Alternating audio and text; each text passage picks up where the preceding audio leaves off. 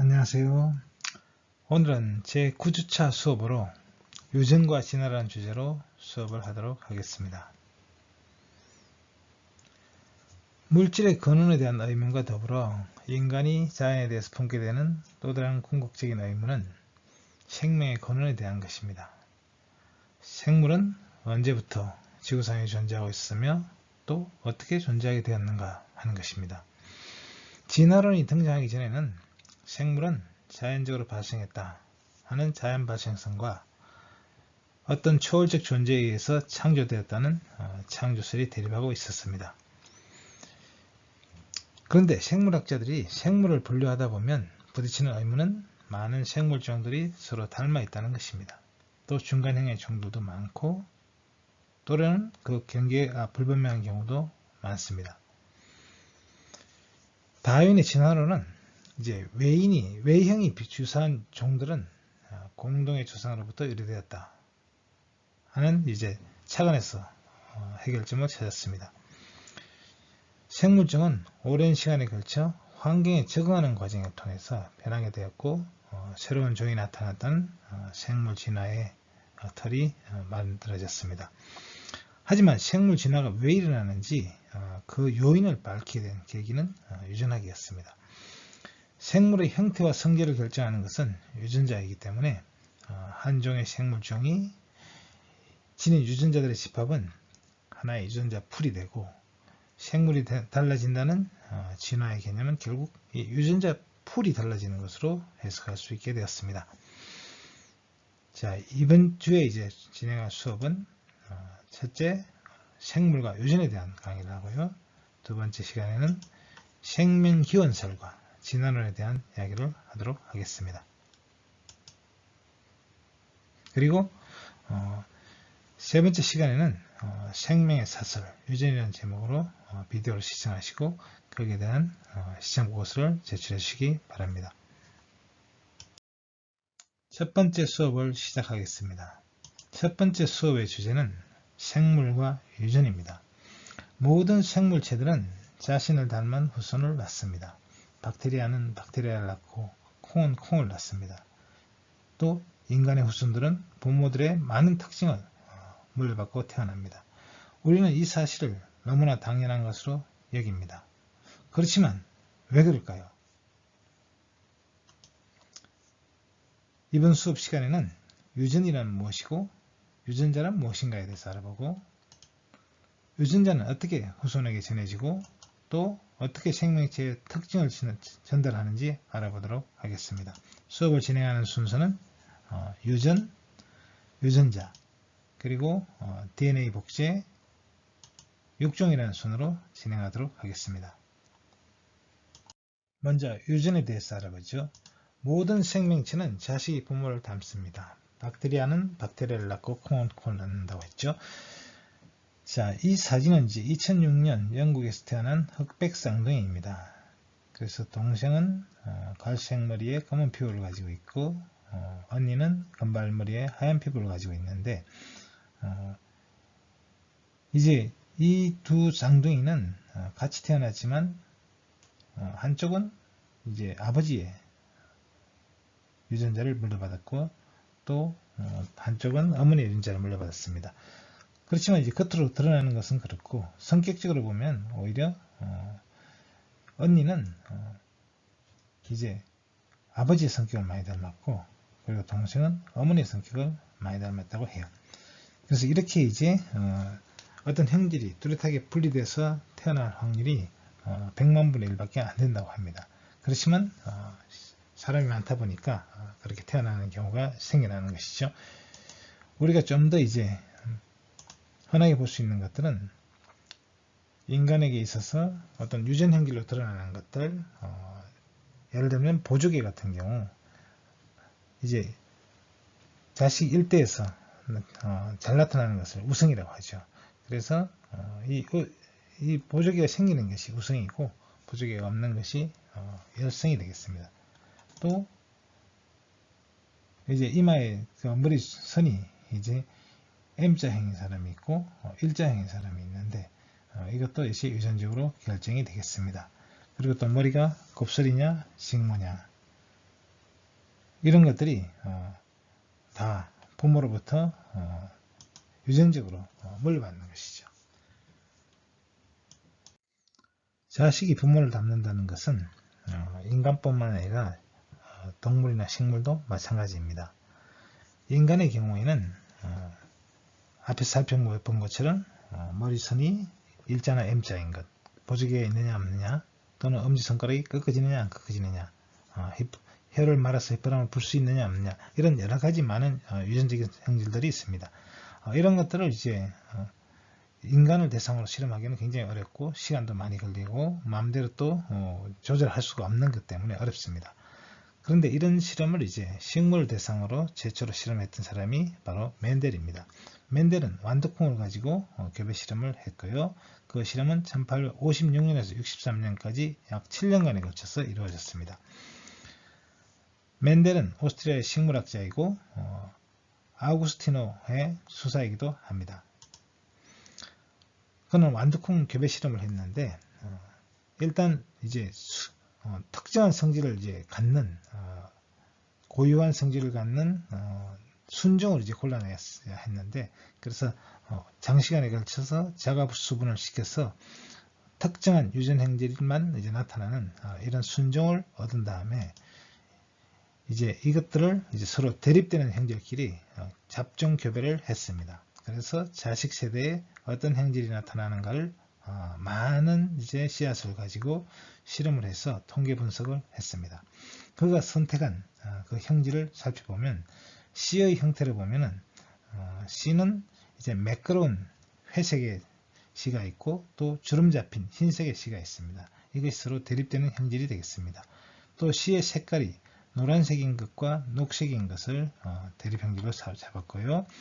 꽃으로 보면은 색깔이 흰색인 것과 보라색인 것이 있고, 또 콩깍지를 보면은 매끈한 형태의 깍지가 있고 주름 잡힌 깍지가 있습니다. 그리고 색깔로 보면 노란색과 녹색이 있습니다. 그리고 줄기에서는 꽃이 피는 자리가 가지 사이에서 피느냐 꼭대기에서 피느냐, 또 크기가 큰 것과 작은 것, 이렇게 이제 7가지 형질을 이제 유전 행질을 찾아낸 다음에 서로 다른 종끼리 이제 잡종 교배를 시켰을 때 그 형질이 자식 세대에 어떻게 나타나는 것을 많은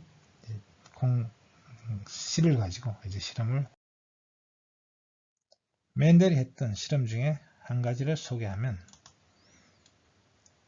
노란색 완두콩과 초록색 완두콩을 서로 교배를 해서 잡종 제1대로 얻어진 것이 노란색 완두콩이었습니다.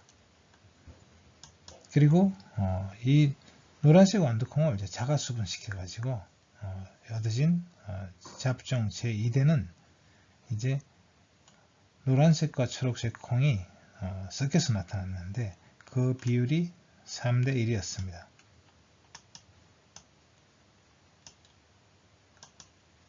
그리고 이번에는 또 다른 예를 들면 이제 양성 2가지 성질을 갖는 이제 콩인데요. 둥글고 노란색, 주름지고 초록색, 이제 서로 대립되는 형질을 갖는 2가지 성질을 갖는 종을 서로 잡종 교배를 했습니다. 이때 잡종 제1대에서는 둥글고 노란색 콩이 나타났습니다. 한 가지만 나타난 것이죠. 그리고 잡종 제2대에서는 이제 둥글고 노란색, 둥글고 초록색, 주름지고 노란색, 주름지고 초록색, 이렇게 4가지 성질이 나타났는데 그 비율이 9대 3대 3대 2로 나타났습니다.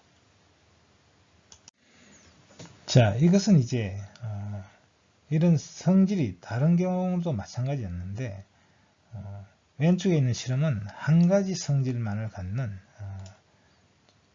대립 형질끼리 서로 교배시킨 거고, 여기는 2가지 성질을 갖는 것을 서로 교배시켰습니다.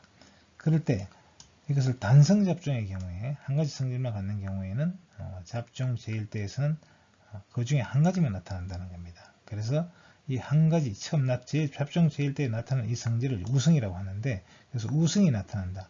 우성이라는 것이 어느 것이 더 뛰어나다는 것이 아니라 잡종 제1대에서 드러나게 되는 성질을 우성이라고 이야기했습니다. 그리고 이것이 이제 2대에 가면은 숨겨져 있던 이제 이 초록색 성질도 나타난다는 것을 발견했습니다. 그런데 이것이 나타나는 비율이 3대 1이 된다는 거죠. 그래서 이것을 분리의 법칙이라고 부르고 그리고 잡종 제1대에 나타나는 이 법칙을 우성의 법칙이라고 부릅니다. 자, 양성 잡종의 경우에는 역시 두 가지 이제 성질을 갖는데요. 이 형질 중에 이제 우성인 것들이, 그러니까 둥근 것이 우성이고 또 노란색이 우성이 되겠죠. 그래서 우성의 성질 두 가지가 동시에 나타나지만 잡종 2대에서는 이제 열성이 된 성질들이 나타나기 시작하는 것이죠. 그래서 주름진 것도 나타나고 초록색인 것도 나타난다는 거죠. 그렇지만 이제 둥글고 노란색 우성인 성질은 이제 9의 비율로 나타나고 열성만 갖는 성질은 1의 비율로 나타난다는 거죠. 그리고 이제 우성과 열성이 섞여 있는 성질은 3대 3으로 나타난다는 거죠. 그래서 9대 3대 3대 1의 비율로 나타난다는 것이죠. 그래서 이 서로 다른 성질은 각각 독립적으로 분리되어서 나타난다. 그래서 이것을 독립분리의 법칙이라고 부릅니다. 멘델은 자신의 실험 결과를 유전인자라는 개념을 도입해서 해석을 했습니다. 자, 그것은 부모가 갖는 겉으로 드러나는 성질, 이것을 표현형이라고 불렀는데요. 둥근 콩의 경우는 둥근 것이 표현형이고 주름진 콩의 경우는 주름진 것이 이제 표현형이 되겠습니다. 자, 잡종 제1대에서는 이제 둥근 것이 나타났죠. 그래서 이것이 이제 표현형으로 보면 둥글지만 유전인자 개념으로 보면 이 안에는 다른 유전인자를 가지고 있다는 것이죠. 그래서 잡종 2대에서는 둥근 것이 이제 3대 1로 주름진 것과 3대 1로 나타난다는 것을 이제 보여줬는데요. 자, 이것을 설명하기 위해서 멘델은 이제 유전인자를 도입을 했습니다. 그래서 그 유전인자를 이제 표현형과 유전형으로 이제 구분했는데, 자, 표현형은 이제 유전인자를 이제 부모 양쪽으로부터 이제 유전인자를 물려받는다고 생각을 해서 그 유전인자를 이제 둥근 거니까 영어로 라운드죠. 그래서 R이라는 기호를 예를 들어서 나타낸다면 그래서 양쪽 부모로부터 이제 RR 이제 둥근 유전자를 받는다는 것이고요. 주름진 인자의 경우에는 주름진 콩의 경우에는 열성의 인자를 갖기 때문에 소문자 R로 이제 이렇게 표시할 수가 있겠습니다. 그럴 때 잡종 제1 때는 부모로부터 이제 유전인자를 하나씩 물려받아서 이 자식은 잡종 제1대에서는 대문자 R, 소문자 R의 유전형을 갖는다는 것이죠. 자, 그리고 이 잡종 제1대를 이제 서로 교배했을 때 그러면 부로부터 R 또는 대문자 R 또는 소문자 R을 받고 모로부터 대문자 R 또는 소문자 R을 받겠죠. 그럴 때 여기서 가능한 조합은 이제 RR, 대문자 R만 갖는 경우와 소문자 R만 갖는 경우, 그리고 두 가지가 섞여 있는 경우, 이렇게 봤을 때 경우의 수가 바로 이제 1대 2대 1이 되는데, 그런데 이 잡종 제1대에서 대문자 R과 소문자가 섞여 있을 때는 이 표현형은 둥글게 나타나기 때문에 결국은 이것이 3대 1이 된다는 것을 설명했습니다. 자, 이번에는 이제 둥글고 주름지고 또 노랗고 초록색인 것을 이제 콩을 교배했을 때는 역시 잡종 제1대에서는 둥글고 노란색이 나타났지만 그러나 잡종 제2대에서는 9대 3대 3대 1로 나타났습니다. 그것을 유전인자 개념으로 설명을 하면 이제 둥글고 노란 콩은 이 순종이니까요. 대문자 RR, 대문자 YY, 옐로우죠. 그리고 이쪽 콩은 이제 주름진 것은 열성이니까 소문자 R로 표시했고, 그리고 초록색은 이제 노란색 열성이니까 소문자 Y로 표시했습니다.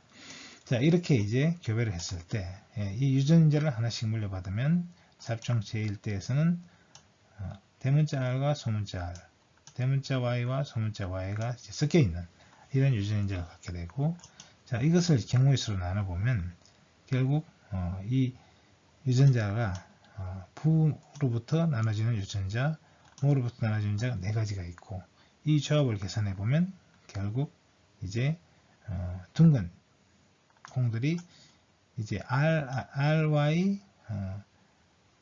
또는 RY가 되겠죠. 그래서 이 R이 이제 대문자 R이 하나로 들어있는 것들은 전부 둥근 콩이 되겠습니다. 그래서 이쪽도 전부 둥근 콩이 되고요. 그리고 여기도 보면 이것이 둥근 콩이 되겠죠. 그래서 이것을 전부 합쳐보면 이것이 9가지가 나옵니다. 그리고 이제 주름진 둥글고 초록색인 콩을 또 골라보겠죠. 그러면 이제 R은 대문자이면서 그리고 이제 Y가 소문자인 콩이 나타나겠죠. 그것을 계산해 보면 3가지가 나타나고, 이번에는 이제 이 Y가 대문자이면서 R이 소문자인 콩을 골라보면 이제 또 3가지가 나타납니다. 그래서 9대 3대 3대 1이 된다는 것이죠. 멘델의 실험을 통해서 유전의 비밀이 밝혀지게 되었습니다. 그렇지만 모든 유전 현상이 멘델의 법칙으로 설명할 수 있는 것은 아닌 것 같습니다. 1903년에 독일의 코렌스는 중간 유전이라는 것을 발견했는데요. 이 코렌스는 푼꽃을 이제 교배 실험을 하면서 대립 유전자 사이의 우열 관계가 분명하지 않을 경우에는 잡종 제1대가 우열의 법칙을 따르지 않는다는 것을 발견했습니다. 코렌스는 이제 빨간색 분꽃과 흰색 분꽃을 교배하는 실험을 했는데, 이제 빨간색 분꽃이 이제 흰꽃 중에서 하나가 우성이 돼가지고 다음 세대에서 둘 중에 하나가 나타나야 되는데, 실제로는 그 중간형인 분홍색 분꽃이 나타났다는 것입니다. 자, 이런 중간 유전의 특징은 뭐냐면 대립 유전자 사이에 우열 관계가 불완전할 경우에 우열의 법칙을 따르지 않고 중간형이 나타난다는 것입니다. 그렇지만 잡종 제2대에서는 이제 유전자형의 분리비와 표현형의 분리비가 같다는 점에서 역시 멘델이 이야기했던 제2대에서의 어떤 특징이 이제 그대로 드러난다고 할 수 있습니다. 자, 이런 성질을 갖는 것은 분꽃의 꽃 색깔뿐만 아니라 둥근잎 나팔꽃의 꽃색에도 적용이 되고, 또 인간의 경우 ABO식 혈액형에서 AB형이 나타나는 것도 일종의 그런 중간 유전을 따르는 것이라고 볼 수 있습니다. 자, 분꽃의 중간 유전을 좀 더 자세히 살펴보면, 코린스는 이제 분꽃의 꽃색이 붉은 것과 흰 것을 교배했는데, 이제 이 붉은 것을 우성이라고 생각해서 대문자 RR로 표현했고, 흰 꽃은 열성, 소문자 RR로 표현했습니다. 그랬더니 잡종 제1대에서 이제 R과 R이 섞인, 대문자 R과 소문자 R이 섞인 이제 형질인데, 이 중에 하나를 이제 특정한 것이 아니라 이 두 가지 색깔의 중간형인 분홍색 꽃이 나타났다는 거죠. 그 이유는 이 흰색 유전자와 붉은색 유전자 사이에 우열 관계가 불완전하기 때문이다. 이렇게 해석할 수가 있겠습니다. 그렇지만 이제 잡종 제2대에서는 이제 잡종 제1대를 자가수분시켜서 제2대를 보면은 붉은 꽃과 분홍 꽃 그리고 흰 꽃이 1대 2대 1로 나타나는데, 이것은 바로 이제 멘델의 유전에 있어서 이제 이 유전자형이 되겠죠. 그러니까 그들은 표현형과 유전자형이 다르게 나타났는데, 표현형의 경우는 3대 1로 나타났어야 되는데, 그렇지만 내부적으로 보면 이제 이것은 순종이고 이것은 잡종이 되겠죠. 그래서 이제 유전자형으로 보면 1대 2대 1 형태로 나타나는 것은 똑같다는 걸 확인할 수 있습니다. 멘델은 유전인자라는 개념을 도입했지만 유전인자가 구체적으로 무엇을 의미하는지는 알지 못했습니다. 그러나 이제 후세의 연구에 의해서 바로 이 유전인자의 본체가 DNA라는 것이 밝혀졌죠. DNA는 이제 세포 핵 속에 들어있는 이제 염색체, 염색체를 이제 이중나선형 형태로 이제 말려 있는데, 이것을 펼치면 이중나선형 구조가 되죠. 그리고 이것은 이제 이 염기들에 있던 배열이 어떤 이제 정보를 전달하고, 이 정보가 특정한 이제 유전자를 지칭하는 것으로 밝혀졌습니다. 그래서 결국 유전 인자는 바로 DNA 속에 들어있는 이 염기에 있던 배열 순수다. 특정한 이제 시퀀스라고 이제 할 수가 있겠습니다. 자, 그럼 이것이 이제 유전자인데, 지구상의 모든 생물은 유전자를 가지고 있다는 것이 밝혀지고 있고요. 또 이 유전자가 생명체의 모든 특징, 꽃의 색깔, 고양이의 꼬리 길이, 개의 등껍질, 사람의 눈 색깔, 키의 크기, 머리카락의 모양 등 이 모든 특징을 결정하는 것으로 알려지고 있습니다. 그리고 또 이 유전자에는 결국 생물에 대한 모든 정보가 담겨 있고, 그래서 생물이 세포를 구성하고 유지하는 데 필요한 모든 정보, 이것들이 들어있는 것이기도 합니다. 그리고 이 유전자는 또 생식이라는 과정을 통해서 자손에게 유전되는 것으로 밝혀지고 있습니다. 자, 그러면 유전자란 무엇이냐? 유전자는 유전의 기본 단위다, 이렇게 말할 수 있습니다. 그리고 유전자는 단백질을 만드는 정보가 담긴 DNA 조각이다, 이렇게도 말할 수 있습니다. 유전자는 바로 이제 세포 속에 들어있는 핵 속에 이제 염색체가 들어있죠.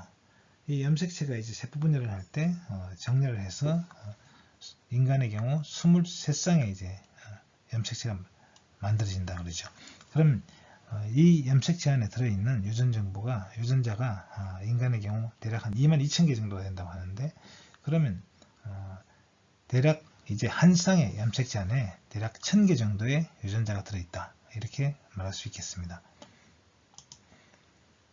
그래서 이 유전자는 바로 이 DNA가 이중나선이잖아요. 이중나선 형태인데, 이 중에 이제 어떤 구간, 이 구간을 유전자가 정보를 전달하는 유전자가 되겠습니다.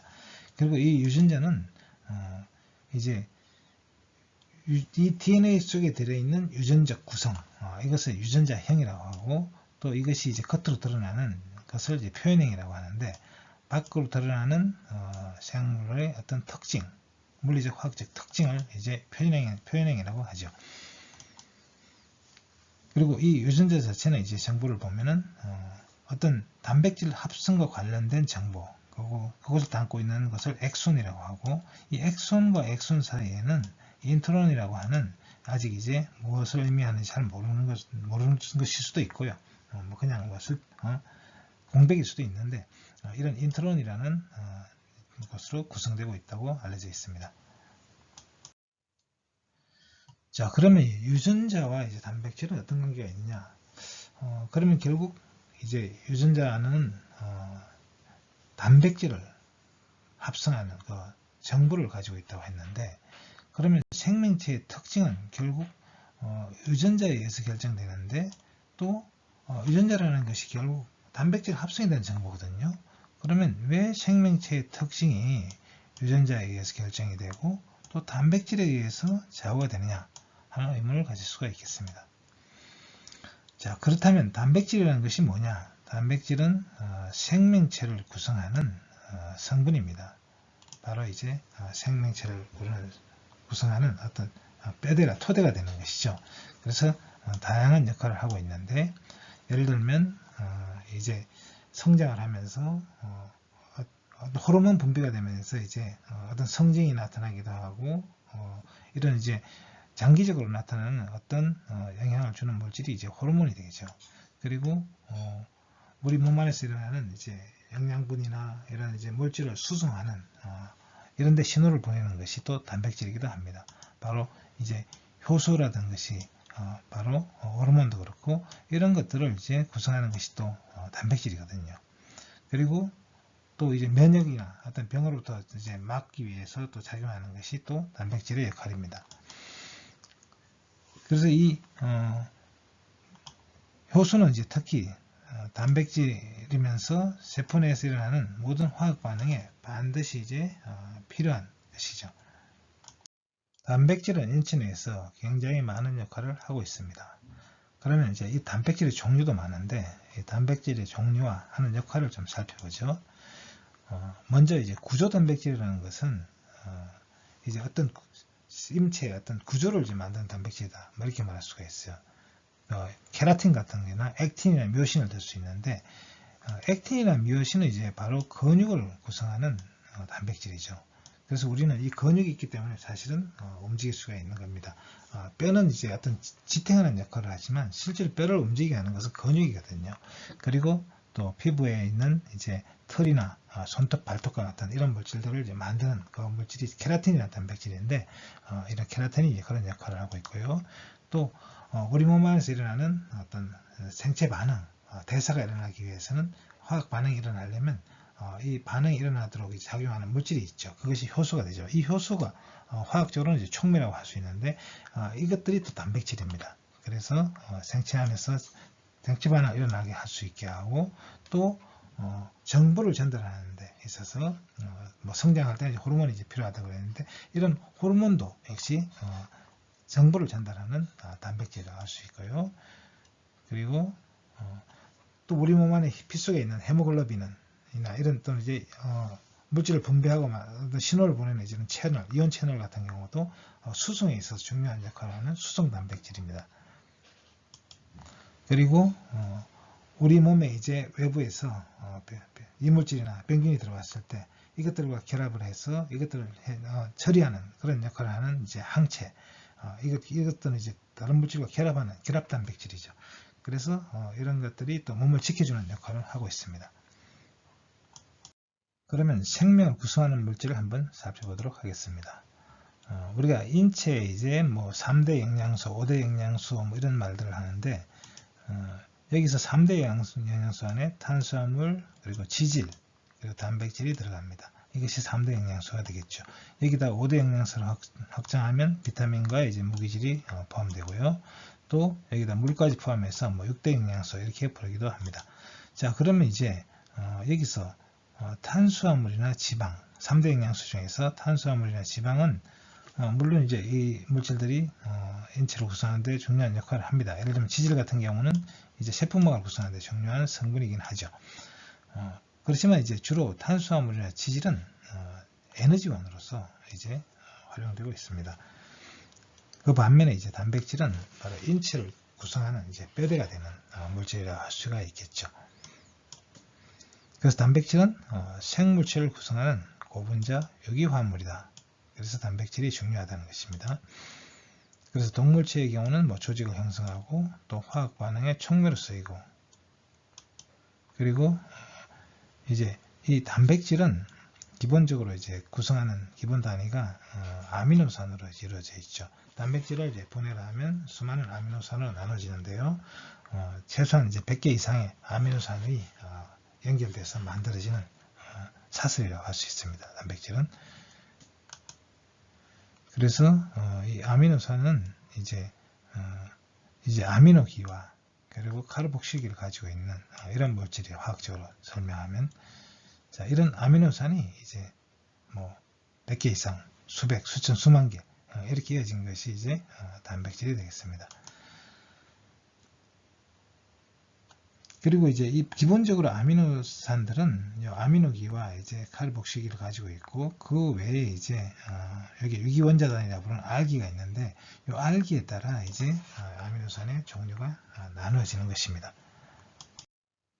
자, 그러면 아미노산은 이제 아까 설명한 것처럼 아미노기와 카르복실기, 그 다음에 알기라고 부르는 이제 이 알기는 이제 좀 복잡한 것들도 있고 간단한 것도 있습니다. 여기가 이제 이 알기에 의해서 아미노산이 이제 구분되는 것이죠. 그래서 아미노산은 이제 세 개의 작용기를 가지고 있다. 아미노기는 이제 염기성을 갖게 하고 카르복실기는 산성을 갖게 하는 것이죠. 그래서 이 알기가 뭐가 붙느냐에 따라 뭐 여기는 이제 글리신이나 또는 이제 알라닌 뭐 이런 식으로 이름이 이제 구분되는 거죠. 자, 이 구조를 잠깐 살펴보면 여기 아미노기가 이제 글리신에는 이렇게 붙어 있고요. 그리고 카르복시기가 이렇게 붙어 있습니다.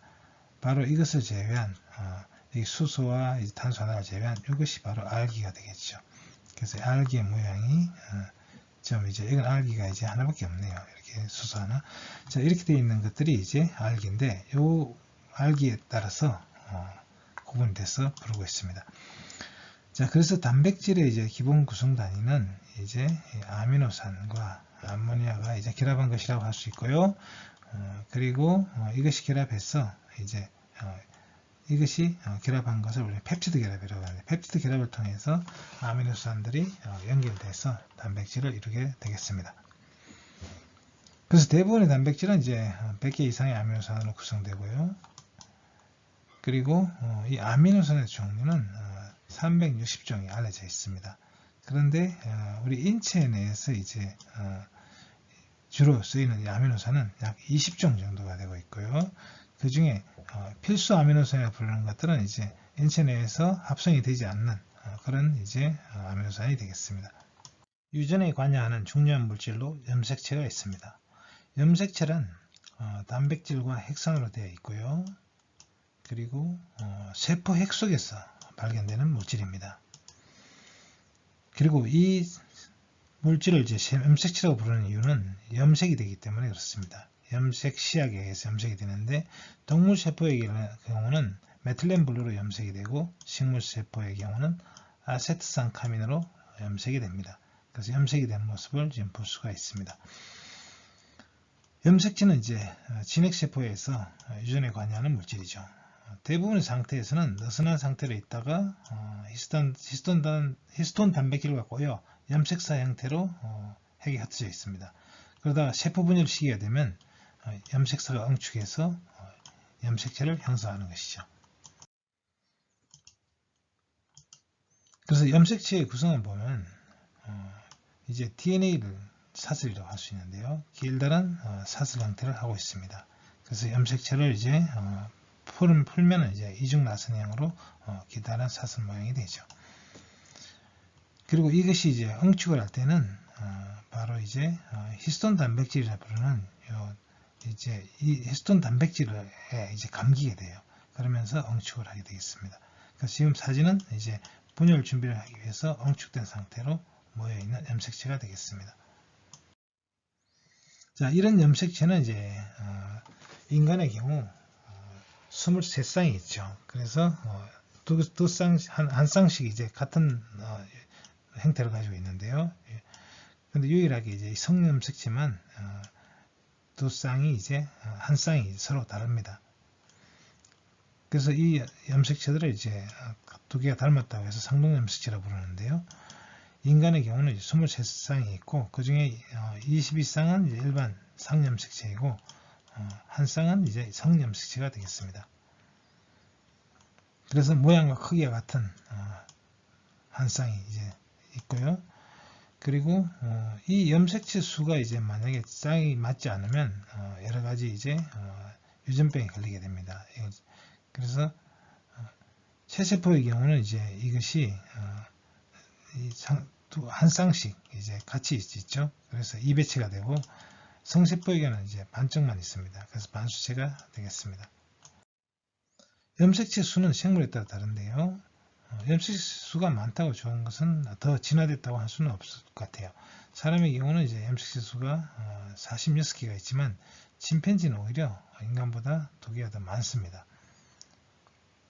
그리고 소나 말들은 이제 인간보다 더 많은, 또 개는 더 많은 염색체를 가지고 있어요. 자, 어떤 생명체가 가지고 있는 유전 정보 전체를 이제 게놈이라고 하는데요. 인간의 경우 이제 21쌍의 상염색체와 한 쌍의 성염색체가 있어서 46개의 염색체가 있습니다. 2003년에 이제 인간 이 게놈 프로젝트가 완성이 돼서 이 유전체가 전부 이제 32억 개의 염기쌍으로 이루어진다는 게 알려졌습니다. 대부분의 사람들의 경우는 이 유전자의 순서가 99.9% 일치한다고 합니다. 그리고 인간의 유전자는 약 22,000개가 있고요. 총 길이는 약 2m가 된다고 합니다. 그리고 유전 정보는 이제 주로 단백질에 관한 정보가 되겠죠. 자, 염색체별 유전자 수와 염기쌍을 보겠습니다. 자, 유전자의 수는 보면은 1번 염색체, 그리고 여기 22번 염색체가 있고 XY 염색체가 있습니다. 그래서 유전자 수를 보면은 1번 염색체가 유전자 수가 제일 많죠. 평균적으로 보면 이제 유전자 수는 약 1500개 내외 정도가 될 것 같습니다. 그리고 이제 이 1번 염색체 유전자 수가 많은 이유는 이제 유전자들의 염색체의 번호를 붙일 때 가장 큰 것부터 이제 번호를 붙였기 때문에 뒤로 갈수록 작아집니다. 그래서 1번 염색체가 이제 가장 많은 것이죠. 그리고 이 염기쌍의 개수도 이제 보면은 뭐 이 유전자 수에 비례해서 염기쌍도 비례해서 바뀌는 것을 볼 수가 있습니다. 자, 그리고 XY 성염색체의 경우는 이제 X 염색체가 유전자 수가 굉장히 많죠. 그러는 반면에 Y 염색체의 유전자 수는 굉장히 적습니다. 자, 생명체는 끊임없이 이제 세포 분열을 통해서 이제 자기와 같은 개체를 만들어내거나 또는 이제 생식세포를 만들어서 이제 자손을 낳게 되죠. 자, 그런데 이제 이 생식세포의 경우는 이제 이 염색체 수를 이제 줄이는 것이죠. 반으로 줄여서 감수 분열을 통해서 반수체 세포를 만들어내는데요. 그래서 특별한 세포 분열을 하게 됩니다. 이것을 감수 분열이라고 하죠. 그래서 감수 분열은 이제 보통 제1분열과 제2분열 이렇게 2단계로 이루어집니다. 그래서 제1분열에서는 이제 자기 모세포를 닮은 두 개의 세포를 만들고 이것이 다시 이제 제2분열로 들어가면서 또다시 반수체로 이제 4개의 이제 세포를 만들게 되겠죠. 그래서 감수분열이 이루어지는 단계는 이제 모세포로부터 전기, 중기, 후기를 거쳐서 말기를 거치고 다시 이제 전기 2단계로 들어가게 되겠습니다. 그리고 중기를 거쳐서 이제 최종적으로 4개의 딸세포를 이제 만들게 되죠.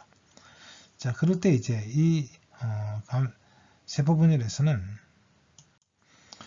중기 2단계에서 이 상동 염색체들이 적도면에 정렬을 하게 됩니다. 그리고 이때 이제 이 염색체 사이에 서로 이제 교차가 일어납니다. 교차가 일어나서 유전자를 서로 교환하게 돼요. 자, 이렇게 유전자가 이제 교환됐습니다. 자, 이런 과정 때문에 이제 같은 부모에게서 난 자식이라 할지라도 매번 이 교차가 다르게 일어납니다. 그래서 다른 유전자를 이제 갖게 되는 것이죠. 그래서 부모의 자식들이 똑같이 남지 않고 서로 다른 자식이 나오게 되는 것입니다.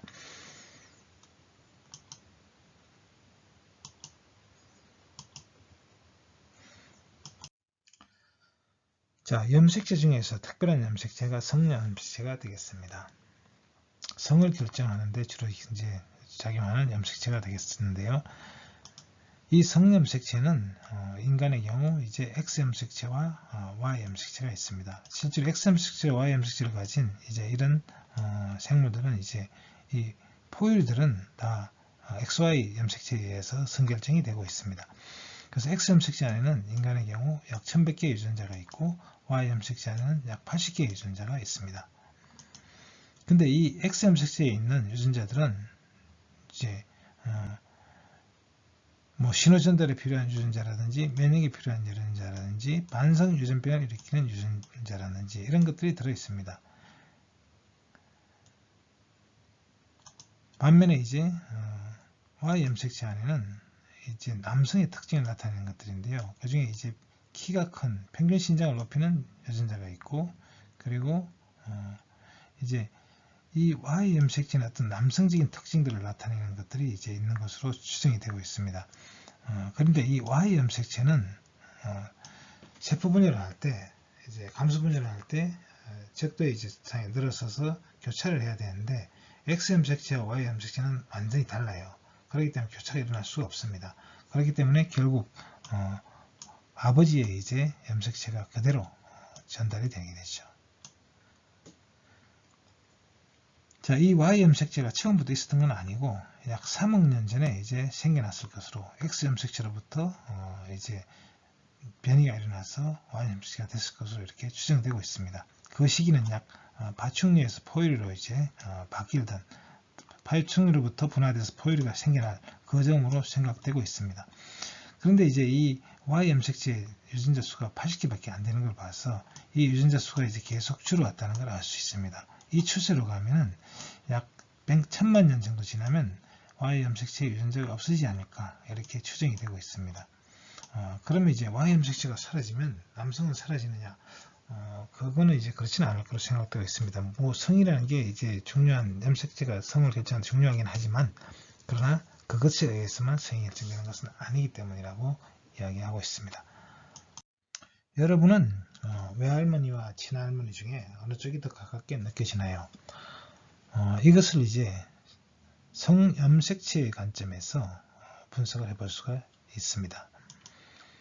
자, 아버지와 어머니로부터 이제 X 염색체와 Y 염색체를 이제 물려받아서 이제 자식이 여기 딸이 있고 아들이 있습니다. 그럴 때 아버지로부터 이제 X를 받고 어머니로부터 X를 받으면 딸이 되겠죠. 자, 근데 이 아버지와 어머니는 또 그 윗대 이제 할아버지 할머니로부터 유전자를 물려받았을 텐데요. 할아버지 할머니를 한번 보겠습니다. 자, 친할머니를 이제 파란색으로 표시했고 외할머니는 주황색으로 이렇게 표시를 했습니다. 자, 그럴 때 이제 아버지는 어머니로부터 X를 받고 아버지로부터 Y를 이렇게 받았습니다. 그리고 어머니는 또 외할머니로부터 X를 받고 아버지로부터 X를 이제 받았습니다. 자, 이 두 분이 이제 결혼했을 때 나온 자녀들을 보겠습니다. 자, 그러면 이 손녀들은 보면은 이제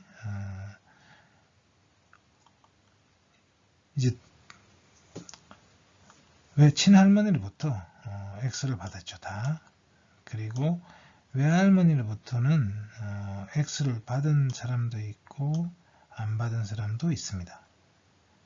그리고 손자의 경우는 보면 친할머니로부터는 받은 게 없죠. 그리고 이제 또 마찬가지로 이제 이 두 손자가 다 친할머니로부터 받은 건 없습니다. 외할머니로부터 X를 받았어요. 그렇죠? 그리고 Y는 이제 뭐 친할아버지부터 받았겠습니다.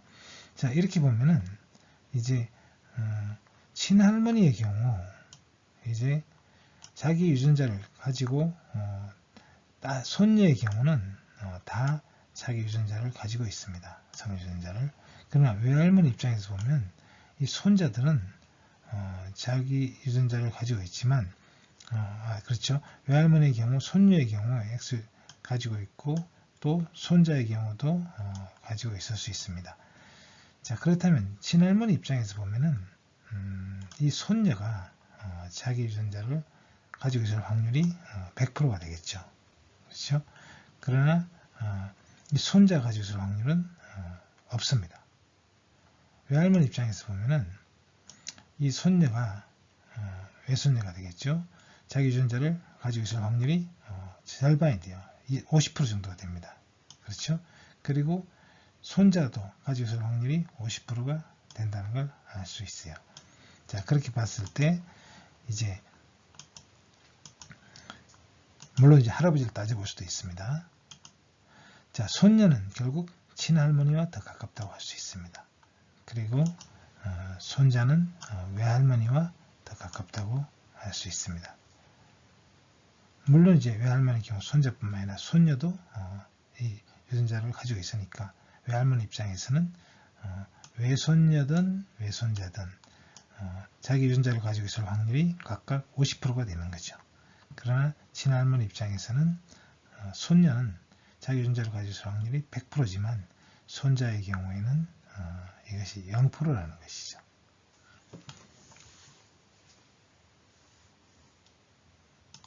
자, 성의 기원에 대해서 알아보겠습니다.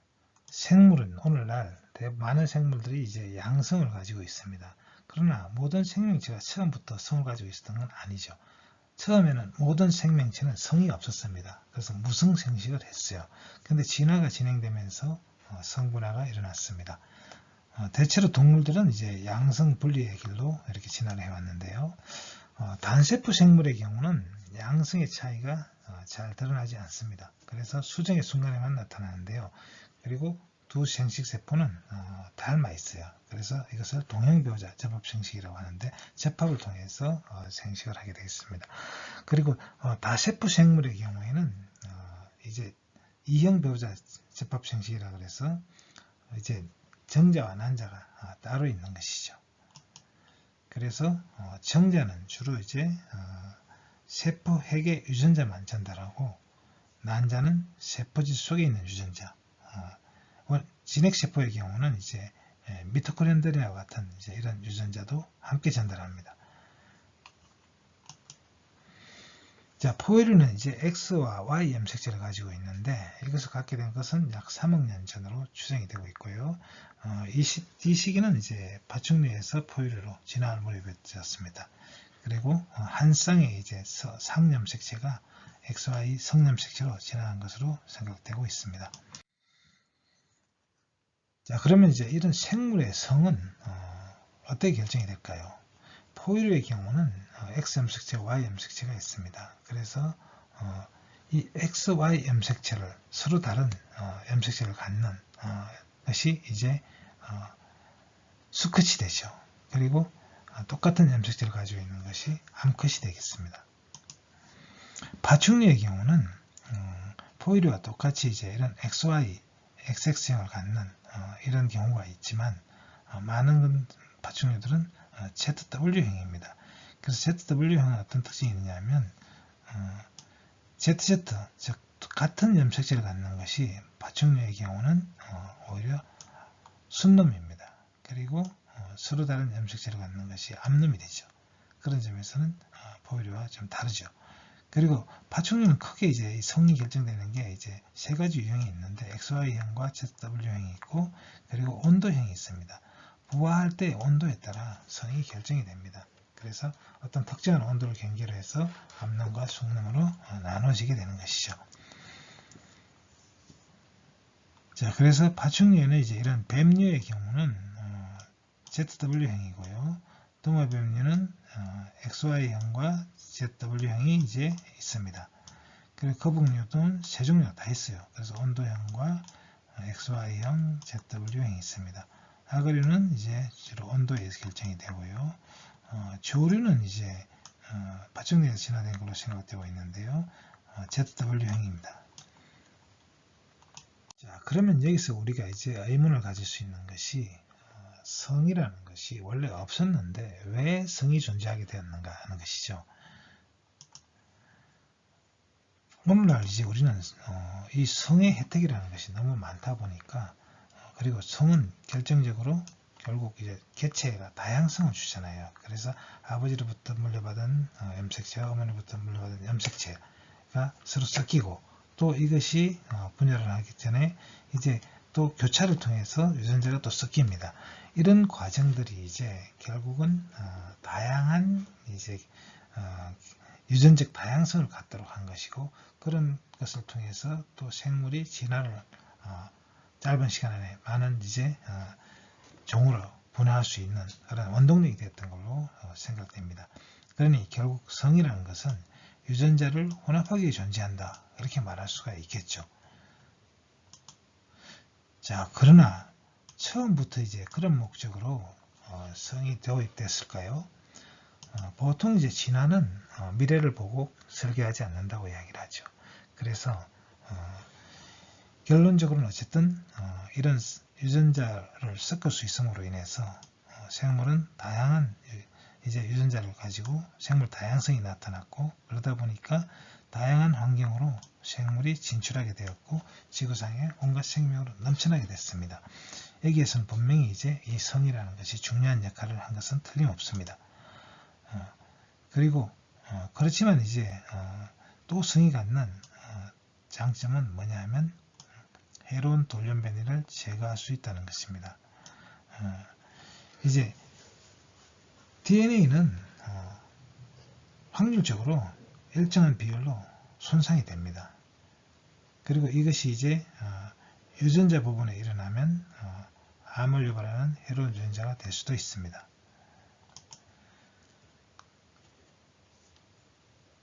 유전학에서는 이제 붉은 여왕 가설이라는 것이 있는데 진화론에서 붉은 여왕 가설이라는 것이 있는데 이 붉은 여왕 가설은 뭐냐면 이제 루이스 캐럴의 거울나라의 앨리스에 등장하는 여왕입니다. 이 붉은 여왕의 나라에서는 모든 사람들이 열심히 뛰고 있는데 그래서 앨리스가 물어봅니다. 왜 열심히 뛰어야 되느냐? 이 우리나라에서는 뛰지 않으면 뒤처진다고 이야기를 하죠.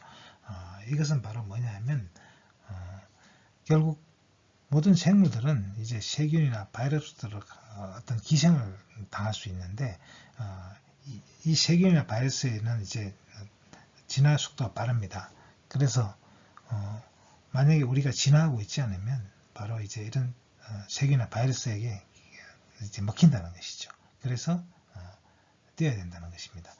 그래서 이 붉은 여왕 가설은 결국 이제 생물이 어떤 세균이나 바이러스로부터의 기생으로부터 피하기 위해서는 진화를 해야 된다는 것이죠. 그러기 위해서 이제 성이 필요하다는 것입니다. 자, 그래서 성이 갖는 이점은 이제 유전자를 계속 이제 조합을 하면서 새롭게 하는 기능이 있어요. 그래서 유전적 다양성이 증가하고 진화의 속도가 빨라지는 장점이 있습니다. 그리고 이것이 이제 생존에 유리한 행길로 받아들일 확률이 높아지고 이것은 장기적으로 나타나고 그리고 항상 일어나는 것이 아니라 어떤 환경이 변할 때 이제 그게 잘 적응하는 것이 이제 살아남게 되니까 환경이 변할 때 그것이 드러나게 됩니다. 그러나 이런 것들은 이제 우리가 성이 생겨남으로써 생겨나는 2차적인 혜택이라고 생각됩니다. 분명히 이제 이런 것들이 이제 중요하긴 한데 오늘날 와서는 그러나 처음부터 성이 분리될 때 이것이 필요했던 건 아니라고 볼 수 있습니다. 오히려 그것보다는 이제 초기에 이제 생물은 DNA가 이제 핵 속에 받지도 못했어요. 원핵 생물이었잖아요. 그리고 나서 수십억 년이 지나고 나서 핵막이 생겼단 말이에요. 그러니까 그 오랜 세월 동안 DNA는 제대로 보호를 받지 못했다고 볼 수 있습니다. 그리고 또 지구에는 오존층도 없었고요. 그러다 보니까 유해 환경에 노출되었고 그리고 또 복제 과정에서도 이제 오류도 많이 생겼을 거라고 봅니다. 자, 이런 것들이 이제 유전 정보 자체를 이제 복구하고 유지하는 것이 더 중요했다는 것이죠. 그래서 이제 두 개의 성으로부터 유전자를 물려받음으로 인해서 그 중에 하나가 이제 서로가 보완하는 그런 역할을 했을 가능성이 많다고 봅니다. 그래서 어떤 유전자를 새롭게 조합한다는 것보다는 기존의 유전 정보를 다시 복구하고 유지하는 것이 더 중요했다. 그런 점에서 이제 유전자를 쓰게 됐다는 것이죠. 그것이 더 설득력이 있다고 봅니다. 이것이 원래 1차의 목적이었고 그러나 오늘날에 와서는 2차적인 혜택을 누리고 있는 것이라고 볼 수 있습니다. 다음은 DNA 복제에 대해서 알아보겠습니다. 세포가 분열이나 생식이 일어나려면 DNA가 복제되어야 합니다. DNA 복제는 정해진 과정을 따라 이루어지는데요. 복제가 시작되면 DNA의 두 가닥이 서로 분리가 되겠습니다. 그리고 이 DNA를 서로 연결하는 DNA 두 가닥을 서로 연결하는 염기는 서로 짝이 정해져 있는데 아데닌과 티민 여기서 보면 이제 이 두 가닥의 염기에서 이제 빨간색이 주황색이 아데닌입니다. 그리고 초록색이 티민인데 이것이 하나의 쌍을 이루고 또 이제 구아닌과 시토신 청색과 노란색이네요. 구아닌과 시토신은 또 하나의 쌍을 이루게 되겠습니다. 자, 그리고 DNA 복제는 이제 언제나 지정된 부위에서 시작이 됩니다. 원핵세포의 경우는 한 지점에서 시작을 하지만 진핵세포는 이제 유전 염기가 많기 때문에 여러 곳에서 동시에 진행이 되겠습니다. 그리고 DNA가 두 가닥으로 갈라졌으니까 하나의 가닥이 이제 어떤 그 복제를 하는 어떤 주형 틀이 된다는 것이죠. 주형이 돼서 복제가 됩니다. 그리고 복제되는 시간은 이제 이 뉴클레티드는 인산, 당, 염기로 이루어지는 이 하나의 이제 쌍을 이제 뉴클레티드라고 하는데요. 다시 말해서 이 그림에서 이 뉴클레티드 한 쌍이 이제 하나가 막 복제되는데 걸리는 시간이 초당 진핵생물은 50개를 할 수 있는 반면에 원핵생물은 그거의 10배인 500개를 할 수가 있습니다. 그래서 진핵생물은 이제 이 복제 속도도 느린 데다가 개수도 많기 때문에 여러 곳에서 동시에 진행이 되는 것이죠. 자, 이렇게 해서 이제 인간의 경우 30개의 염기쌍이 있는데 세포 하나에 그것이 다 복제되는데 걸리는 시간은 여러 시간이 이제 걸리게 되겠습니다. 다음은 핵산에 대해서 알아보겠습니다. 핵산은 지구상의 모든 생물에게 가장 중요한 화학물질이라고 할 수 있습니다. 바로 생물의 유전과 생존, 번식에 관여하는 물질입니다. 핵산은 인산, 당, 염기로 구성이 되는데요. 이것을 하나의 뉴클레오타이드라고 부르죠. 자, 이런 뉴클레오타이드가 이제 결합된 것이 바로 핵산이 되겠습니다. 핵산은 이제 크게 두 종류가 있습니다. 그리고 이 핵산을 이루는 물질 중에서 당이 있는데 이 당이 이제 두 종류가 있어서 어느 당을 쓰느냐에 따라 이름이 다르겠습니다. 그리고 염기는 또 네 종이 있습니다. 먼저 당의 종류를 보면 당은 5탄당인데요. 리보스와 디옥시리보스가 있습니다. 디옥시리보스는 이제 리보스에서 요 산소 하나가 요 산소인데요. 이게 떨어져 나간 것이 이제 디옥시리보스가 되겠습니다. 그리고 염기는 네 종류가 있는데 아데닌, 구아닌, 시토신, 티민 이렇게 네 종류가 있겠습니다. 자, 그래서 이 조합으로 이루어지는 이제 핵산은 DNA와 그러니까 디옥시리보스를 가지고 있는 당으로 가지고 있는 핵산. 그래서 디옥시리보스 핵산이라고 부르는데 이것을 글자를 그대로 따서 DNA라고 부릅니다. 그리고 DNA는 바로 생명의 설계도라고 할 수 있죠. 유전 정보를 전달하고 보존하는 역할을 하는 중요한 물질이 되겠습니다. 그리고 RNA는 이제 줄여서 리보핵산을 줄여서 RNA라고 부르는 것이죠. 그래서 RNA는 유전 정보를 DNA로부터 전사해 와서 단백질을 합성하는데 관여하는 핵산이 되겠습니다. 그래서 이 핵산은 이렇게 두 종류가 있습니다. 그러면 두 개의 핵산 중 DNA의 구조를 살펴보겠습니다. DNA는 두 줄의 이제 나선이 이제 서로 꼬아져 있는 그런 형태를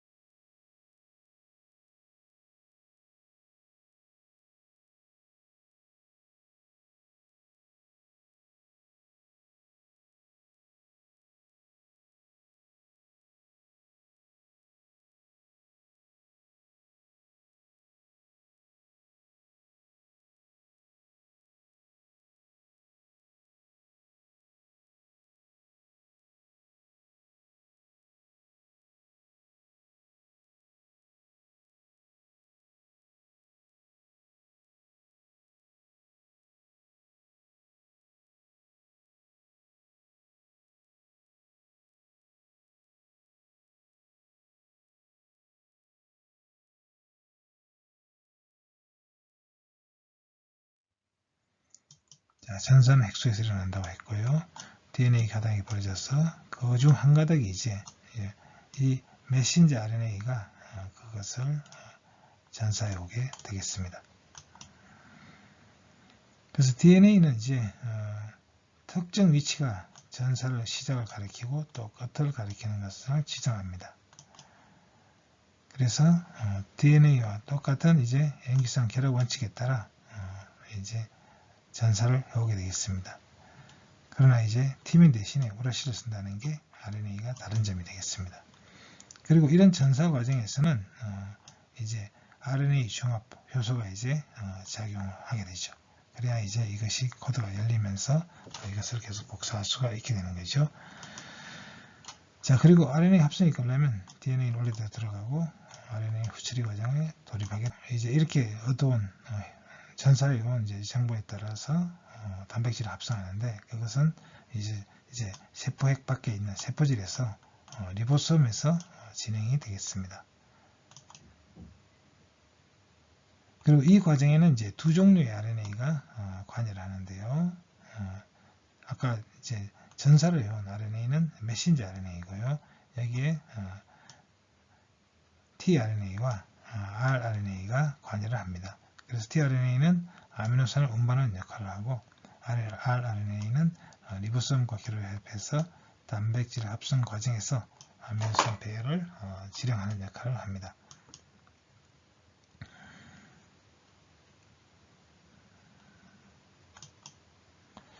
자, 그리고 이제 이 염기 3개씩 하나의 쌍이 돼가지고 이제 특정한 이제 아미노산을 지정하게 되는데 이것을 유전암모라고 합니다. 유전암모는 3개의 염기로 되어 있고요.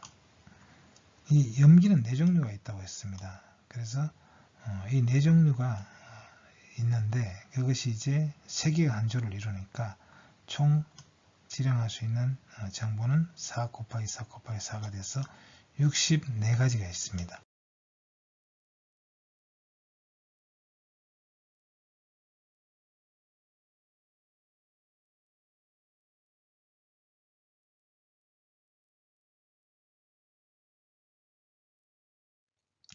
유전암모는 3개의 염기가 하나의 유전암모를 가리키게 됩니다. 그래서 이 3개의 염기를 이제 첫 번째, 두 번째, 세 번째로 이제 이렇게 표를 만들기 위해서 늘어났고요. 그래서 첫 번째 염기에서 우라실을 가져오고 두 번째 염기에도 우라실이고 세 번째 염기도 우라실이다. 그러면 UU라는 코드가 만들어집니다. 그러면 이 UU 코드는 뭘 가리키느냐? 이제 페닐알라닌이라는 아미노산을 가리키는 거죠. 그래서 아미노산은 약 20종류가 있는데 이 코드는 64가지가 있으니까 여러 개의 코드니 하나의 아미노산을 지정하게 되겠죠. 그래서 이 페닐알라닌이라는 아미노산을 지정하는 유전 코드는 UU와 UUC가 있습니다. 세린을 지정하는 유전 코드는 이렇게 4가지가 있고요. 그리고 또 이제 이 단백질 합성을 중단하라 하는 종결 코드는 또 있는데 종결 코드는 UAA, UAG 또는 UGA 이런 것들은 이제 중간에 끼게 되면 아미노산 합성을 중단하게 되는 거죠. 그래서 단백질이 그걸로서 끝나게 되는 겁니다. 자, 이런 식으로 이제 20개의 아미노산들의 지정하는 유전 코드가 정해져 있습니다. 자, 그래서 지구상의 모든 생물들은 바로 이제 이런 유전암모가 동일한 유전암모를 가지고 있는데 이 유전암모는 바이러스까지 포함해서 동일하다는 것입니다. 자, 그럼 이것이 이제 굉장히 중요한 사실인데요. 왜냐하면 생물마다 생물종이 이제 수백만 종이 되는데 이 종마다 유전암모가 다를 수가 있어요. 우리 지구상에 이제 많은 컴퓨터가 있는데 이 컴퓨터가 이제 메이커에 따라서 또는 국가에 따라서 유전 코드가 암호가 다릅니다. 말하자면 이제 우리가 컴퓨터는 이제 바이너리 코드를 가지고 그걸 이제 읽게 되죠. 그런데 이 만든 메이커가 이제 IBM PC냐 또는 매킨토시냐, 아니면 이제 대형 컴퓨터냐, 크레이냐, 이런 거에 따라서 이제 만든 회사가 다르니까 이 사용하는 바이너리 코드가 다릅니다. 그래서 PC에 쓰던 것 갖다가 대형 컴퓨터에 넣는다고 해서 돌아가는 게 아니에요. 그게 코드가 다르기 때문에 그게 이제 정상입니다. 그런데 지구상에 있는 컴퓨터 종류는 그렇게 많지가 않죠. 그런데 지구상에 있는 생명체의 수는 200만 종이나 됩니다. 그런데 이 200만 종이나 되는 생명체가 다 같은 유전 코드를 쓰고 있다. 그건 뭘 말하겠어요? 같은 회사 제품이라는 거죠. 그러니까 같은 이제 조상을 가지고 있다. 이렇게 말할 수가 있습니다. 이것이 바로 모든 생명체가, 지구상의 생명체가 공통조상으로부터 내려왔다는 결정적인 증거라고 할 수 있습니다.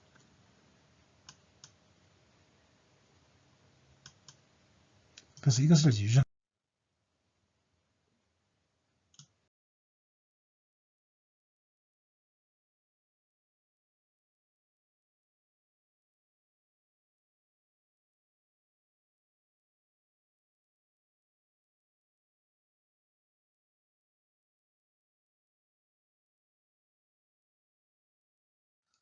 전통적 육정법으로는 분리육정법과 교잡육정법이 있겠습니다. 분리육정이란 가축이나 작물 중 더 좋은 형질을 가진 개체를 가려내어 번식시키는 방법을 말합니다. 예를 들어서 여러 옥수수 중에서 더 크고 맛이 좋은 것을 골라서 다음에 농사 지을 때 씨앗으로 사용하는 것이죠. 이것이 전통적으로 이제 우리 조상들이 신석기 시대 때 농사를 지으면서부터 시작된 하나의 육종 방법이 되겠습니다. 그리고 교잡 육종은 서로 다른 품종을 교배시켜서 나온 자손 중에서 좋은 형질을 가진 개체를 골라내는 방법이 되겠습니다. 예를 들어서 통일벼라든지 소노란밀이라든지 금스라기 참외, 빵밀 이런 것들은 이제 기존에 존재하지 않는 이런 종자인데 이것을 서로 이제 교배를 시켜가지고 그 중에서 이제 좋은 형질을 찾아내는 이런 방법이 되겠습니다. 전통적 육종은 이제 시간이 많이 걸립니다. 왜냐하면 여러 세대에 걸쳐 반복해서 시향해야 원하는 개체를 얻을 수 있기 때문에 또 많은 노동력도 필요로 하는 그런 육종 방법이 되겠습니다.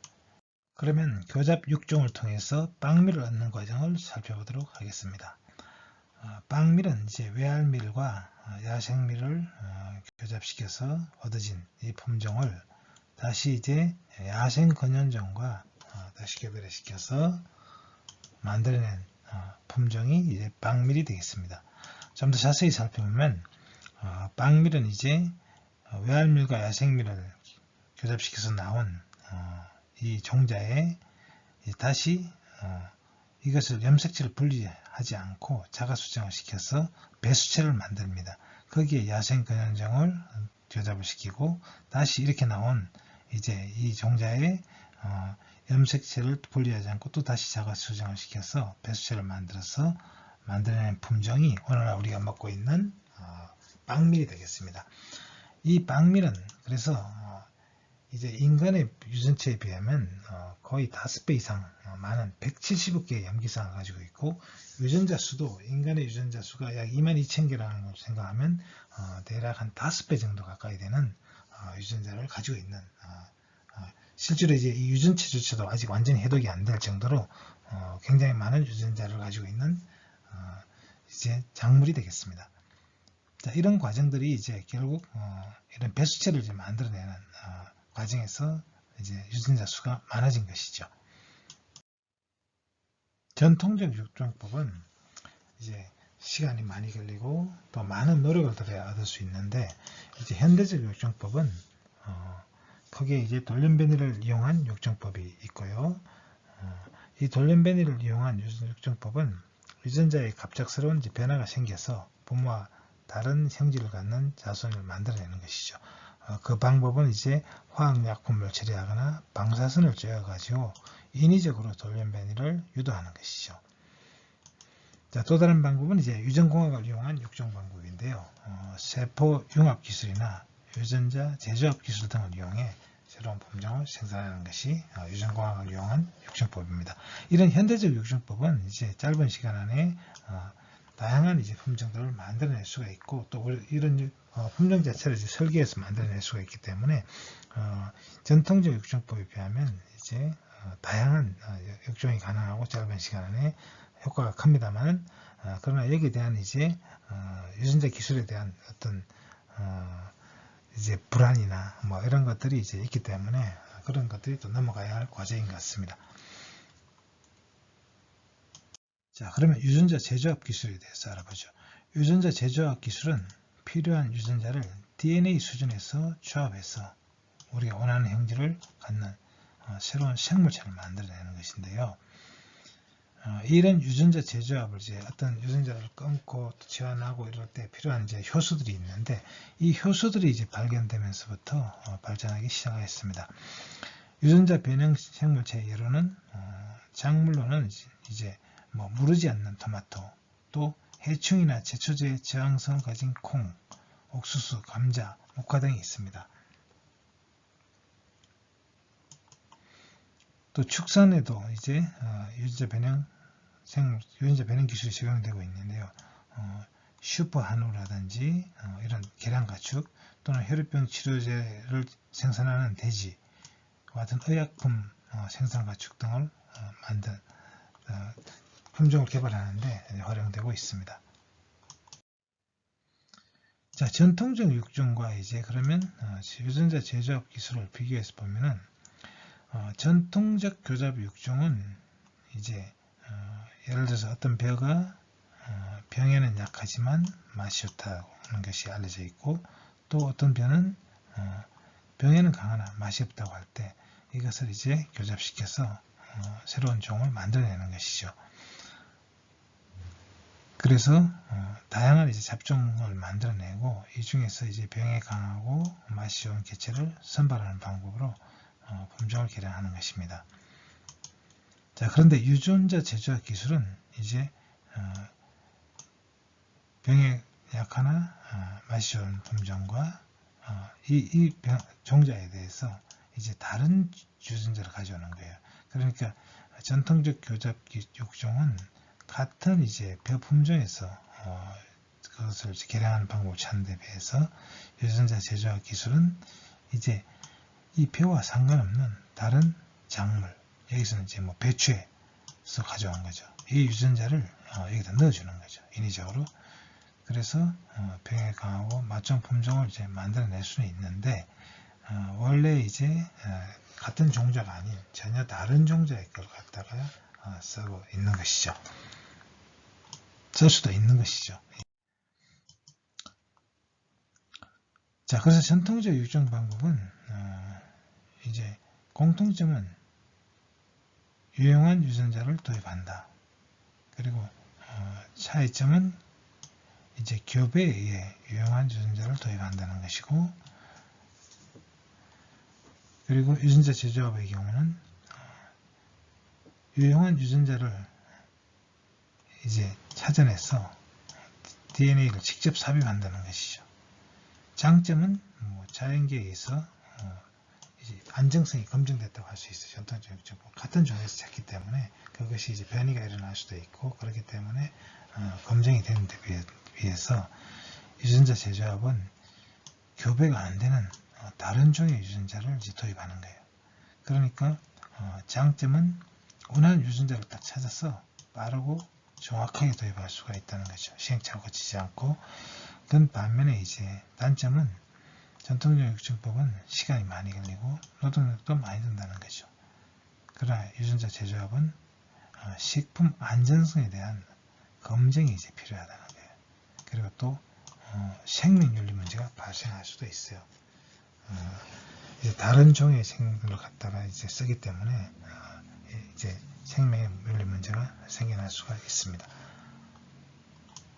자, 이런 진화의 이제 원인으로 이제 돌연변이를 꼽을 수 있는데 유전자의 어떤 변이가 이제 갑자기 일어나는 거죠.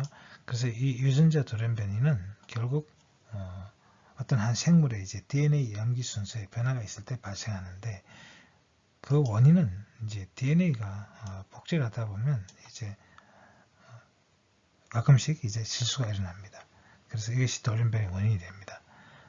또 다른 원인은 돌연변이를 발생시키는 그런 원인에 의해 노출이 되는 거죠. 대표적으로 자외선이나 X선, 방사능, 또 화학약품 등에 의해서 돌연변이가 생길 수가 있습니다.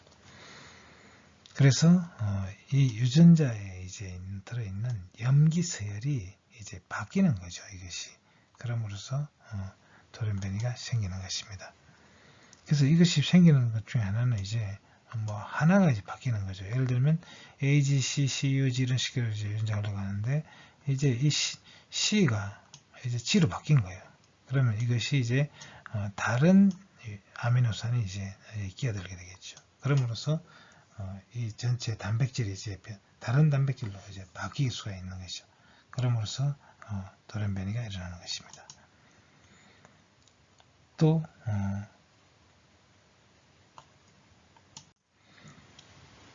이 경우는 이제 이런 돌연변이 중에서 가장 심각한 것이 이제 종결 돌연변이가 생기는 겁니다. 예를 들면 염기서열, 순서 UAG라는 이제 제네틱 코드는 단백질 합성을 중단시키는 종료 신호입니다. 이 종료 신호가 끼어들므로 인해서 갑자기 단백질 합성이 중지가 되는 거죠. 그럼으로써 완결이 안 된 이제 단백질이 만들어지는 거예요. 그럼으로써 이것은 좀 상당히 심각한 이제 장애를 일으킬 수도 있는데 이런 돌연변이가 생길 수가 있고요.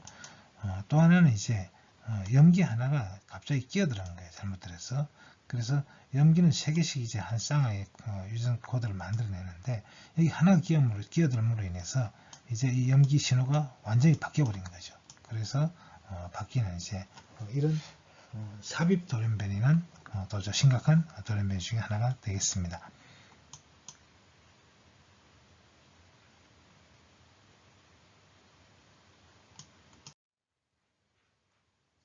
자, 암이라는 것도 이제 유전자 이상에서 생겨나는 것인데요. 세포분열은 많은 수의 유전자 관여해서 이제 조화롭게 조절을 하고 있는데, 그런데 암세포는 이제 이 위에 이런 과정에 이제 돌연변이가 발생해서 세포분열이 제멋대로 일어나는 과정이죠. 그래서 특히 암세포는 이제 세포 자살이라는 게 일어나지 않는다고 했습니다. 그러다 보니까 비정상적으로 이제 세포 수가 많아지고 세포가 이제 없어야 될 세포가 다른 공간을 이제 다른 세포가 들어가야 될 공간을 차지해 버리게 되는 거죠. 그럼으로써 질병을 유발할 수가 있습니다. 그래서 결국 암은 이제 유전자 이상으로 생겨나는 질병으로 생각되고 있습니다.